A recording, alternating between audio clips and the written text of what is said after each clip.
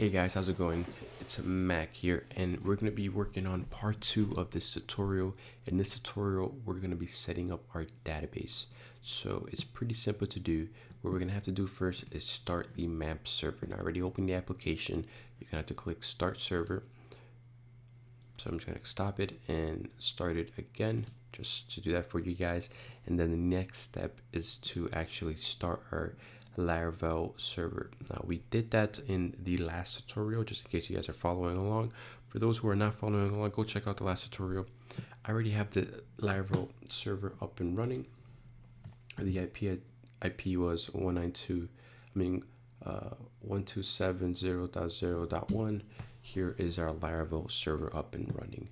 Now, to check if our map server is running, we're going to go to the next tab, and we're going to do localhost port 8888 and PHP my admin. You should get a page like this, and we're going to create a brand new database for this.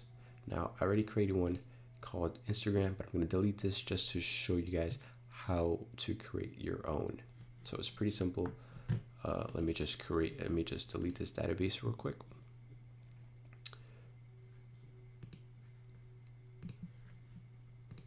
All right, perfect. I deleted this database. Now you're going to click databases, create database. You're going to click here, and you're going to enter a name. I'm just going to name my Instagram, click create, and it's as simple as that. Now the next step we're going to have to do is click on this home and click user accounts. You're going to have to create an account simply by clicking this button right here.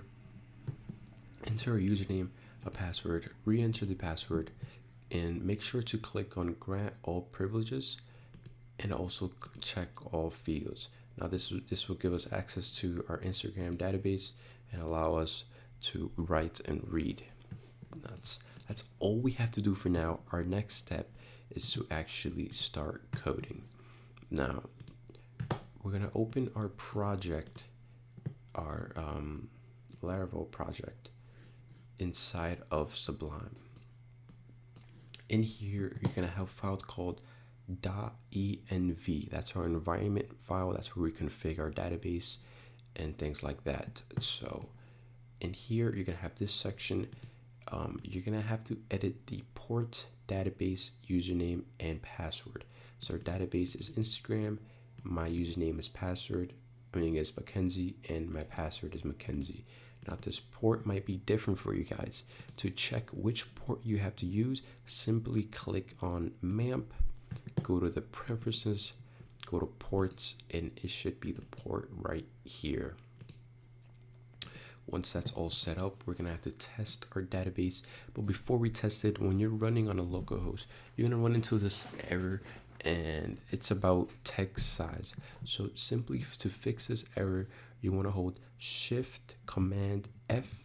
This way we search the whole project, and we're gonna search for this file. So we're gonna click enter, and it should be the first one right here, class app service provider. We're gonna click that, and you guys are not gonna have this line.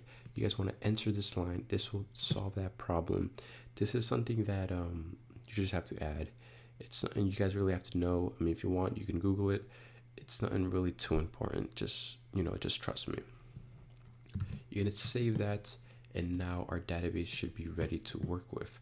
Now to check if it's ready to work with, what we're gonna do is we're gonna cd into it. I believe I'm already in it. Yes, I am. And what we're gonna do is PHP artisan migrate. Now before I do PHP artisan migrate, I'm gonna go ahead and do PHP artisan, and like I said in the last video, you have a whole bunch of commands you can do, and one of them is migrate. And migrate is run the database migrations. Now if you don't know what the database migrations are, if we go to our database folder right here, migrations, Laravel automatically creates 2 tables for us, our user table and our password resets. Pretty sweet that Laravel already handles these things for us. This makes our life a lot easier, and just makes the setup 10 times easier. So in our terminal, what we're gonna do is we're gonna clear this, do PHP artisan migrate. There we go, migrated successfully. Now let's go check the database. All right, sweet. Our connection was successful. We have our tables here and we're ready to get started. So far we're connected to our database. We have our user table ready and running. And let's see. Okay, tutorial is only 5 minutes long. So let's see if we can actually get some API stuff running. Actually, I'm gonna save that for the next video. What I am gonna do this video is actually show you guys around Laravel and what we're gonna be doing in the next couple videos. So let me just make this a little bit bigger. So in Laravel, we have our app folder, and main folders we're gonna be touching, or main files, is the controllers. This is where we're gonna be doing our coding in our controller. So we're actually, while we have the time, let's create our controller. We're gonna be creating a controller named, let's clear this right here, and let's create a controller to handle our login system. So first off, I'm gonna name this controller. Oh, sorry about that. Let's open our terminal. We're gonna do PHP artisan make controller, and we're gonna name the controller. So I'm gonna name this API controller. This way we just have one controller that has all our APIs. There is a lot neater ways of doing this. You know, actually, let's just keep this professional. So what we're gonna do is we're gonna do login API controller. Login API controller. That is what I want to name it. Sweet. It created our controller. If we look at the side, it's right here. So now that we have this controller, let's just double click it and close everything else. And this is where our coding is going to happen for the login system. Okay. And the next thing that we're going to be looking at is our routes. Now there's a route called APIs, and that's where we're mostly going to be on. All these other routes are for the web, like if you want a web version of your application, like for creating the website, but we're not really going to be worried about that in this course. We're actually just going to use Laravel to create an API. So I was just delete this just to keep it nice and neat. And just to give you an example of how Laravel works, we're going to do route, middleware,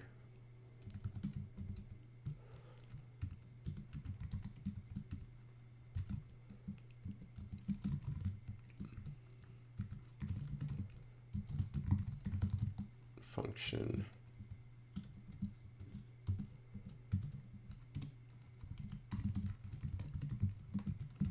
okay, so just type this. I'm going to explain what it does in just 1 second. API test, and we have an error, and let's just check out what the error is. Route login not defined, and that is probably because of the off. Okay, so basically what this is the middleware API is basically a shortcut of saying, you know, this is the API right here, the API directory that we're going to be working with. It's just professional to, you know, we could easily just name it, you know, your domain name and then test. But when you're working with an API, you want to give it a certain name. So API and test. So what this is saying is that anytime the domain is equal to this, it'll find it and it'll run this function. Now to keep it more professional, what we do is we don't keep it in functions, we keep it in controller files. So in here, what you will do is login API controller. This way it connects to that controller. In here, let's just say run the get test. So that's all we do. And in the controller, what we're going to do here is public function get test, and let's just echo out testing. And there you go, we got it to work. Sweet. So let me just go over that one more time. So in here, we're going to be doing this a lot. That's why I'd rather go over in this video while I have the time. And then next video, we'll actually get started on the login system. So basically, test, it looks at the route. If it equals test, then basically connect to this controller and this function right here. So it goes to login API controller, and then it links to get test, and it runs whatever code I have here. One more quick example, and then we'll get started on the login system. So let's say it says login, and this function is get login.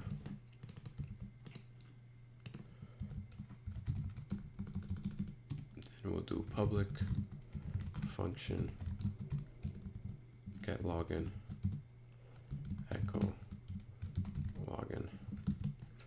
So if I refresh this page, it should still be testing, because the domain test is linked to get test. Now if I do login right here, it displays login. Now hope you guys are understanding that. I try to keep it really basic. In the next video, we're going to be working on the actual login system. Now that's going to be split probably in two parts. It matters how fast we can get that working, and that's how we're going to get the login system to work.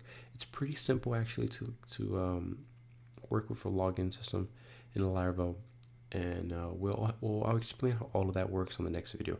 Hope that wasn't too confusing. If you do have any questions, please feel free to comment below and let me know. If you want me to take it slower or if I'm going too fast, just let me know. Comment below. And if you did like the series, press the like button. I hope you guys are learning a lot. I'm trying to take it slow. I'm trying to introduce all these new technology for you guys, for the beginner. And anyways, I'll catch you guys in the next video. Have a nice day, and I'll catch you guys next time. See you.